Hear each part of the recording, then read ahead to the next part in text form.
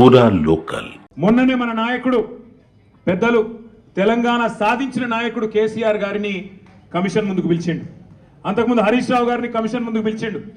ఆయనకున్నదంతా ఒకటే షోకు, నేను నెల రోజులు జైలున్నా లుచ్చా పని చేసి వీళ్ళని కూడా పెట్టాలి ఒక కొన్ని రోజులు, అదొక్కటే ఆయన షోకు. ఆయనకున్న పైశాచికానందం అదొక్కటే. సాడిస్టులు ఉంటారు చూడు కొంతమంది, నాకు దక్కంది ఎవరికి దక్కద్దు అన్నట్టు, నాకు జరిగింది నీకు కూడా జరగాలన్నట్టు ఆయన ఎట్టి పరిస్థితుల్లో కొన్ని రోజులు జైల్లో పెడదామన్నది ఆయన షోకు. అందుకే నేను ఇలా అధికారులకు కూడా చెప్పిన, మీకు పైకి వెళ్ళి రావచ్చు ఆదేశాలు, ఇప్పటికే దబ్బన వస్తే పెడితే పెట్టుకోర్ర పోయి ఏముంది, మీరు పంపితే కూడా 15 రోజులు పోయేస్తా, ఏమున్నది మంచిగా రెస్ట్ తీసుకొని వస్తా అని చెప్పిన. ఇప్పుడు కూడా మళ్ళీ చెప్తున్నా, తప్పు చేయలేదు, తలదించుకునే పని ఎంత మాత్రం చేయలేదు.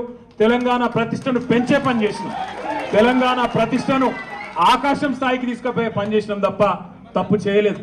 అది కాళేశ్వరం ప్రాజెక్టు కావచ్చు, ఫార్ములా ఈ కావచ్చు, ప్రపంచంలోనే అతిపెద్ద లిఫ్ట్ ఇరిగేషన్ ప్రాజెక్టు కాళేశ్వరం. అందులో చేయని తప్పుకు ఇవాళ కేసీఆర్ గారిని హరీష్ రావు గారిని పిలిచి వాళ్ళని అక్కడ ఇబ్బంది పెట్టే ప్రయత్నం, మన నాయకులు కార్యకర్తల ఆత్మస్థైర్యం దెబ్బతీసే ప్రయత్నం అక్కడ కమిషన్ ముందు.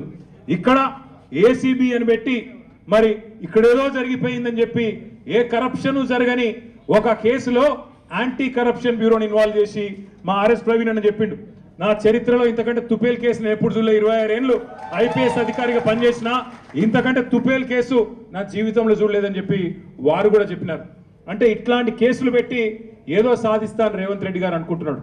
నేను రేవంత్ రెడ్డికి చెప్పేది ఒకటే, నా మీద ఇప్పటికే 14 కేసులు పెట్టినావు, ఇంకో 1400 కేసులు పెట్టుకో, అవసరమైతే జైల్లో పెట్టుకో, ఏమన్నా చేసుకో, భయపడేది లేదు. తెలంగాణ కోసం ఆనాడు జైలుకు పోయినాం, ఇవాళ అవసరమైతే తెలంగాణ ప్రతిష్టను పెంచడానికి తీసుకున్న ఒక నిర్ణయం వల్ల మళ్ళీ జైలుకు పోవాల్సి వస్తే కూడా భయపడేటోడు ఎవడు లేడు.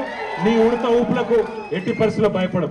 నేను మిమ్మల్ని అందరినీ కోరేది ఒకటే, ఇదేంటంటే ఇక డైలీ సీరియల్ లెక్క అయిపోయింది.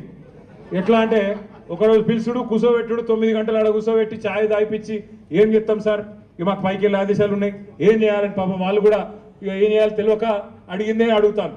అందుకే నేను మీకు కూడా రిక్వెస్ట్ చేసేది ఒకటే, మనం అందరం కూడా కాన్సన్ట్రేషన్ చేయాల్సింది, మనందరం కూడా పార్టీగా ఆలోచన చేయాల్సింది, దృష్టి సారించాల్సింది 2-3 పనుల మీద. ఒకటి, ఖచ్చితంగా మరి మనం రాబోయే స్థానిక సంస్థల ఎన్నికల్లో ఒక్కొక్క ఊర్లో బరి గీసి లైన్ గీసి ఒక్కొక్క కాంగ్రెస్ పార్టీ నాయకుని ఫుట్బాల్ ఆడు ఎట్లా కాంగ్రెస్ పార్టీని చిత్తుగా ఓడగొట్టాలి లోకల్ బాడీ ఎలక్షన్ లో, దాని మీద దృష్టి పెడదాం.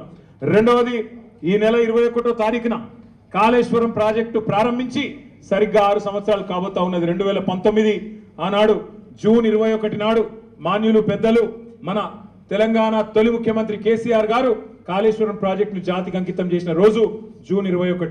మరి ఆ రోజు కూడా సార్ను అడిగి మనం పార్టీగా ఒక నిర్ణయం తీసుకొని ఏం చేసి మళ్ళీ ఒక్కసారి కాళేశ్వరం గొప్పదనం ప్రజలకు చెప్దాం, ఆలోచన చేయాల్సిన బాధ్యత మన మీద ఉంది. రాష్ట్ర వ్యాప్తంగా కొంత కార్యక్రమం చేయాల్సిన బాధ్యత కూడా మన మీద ఉంది.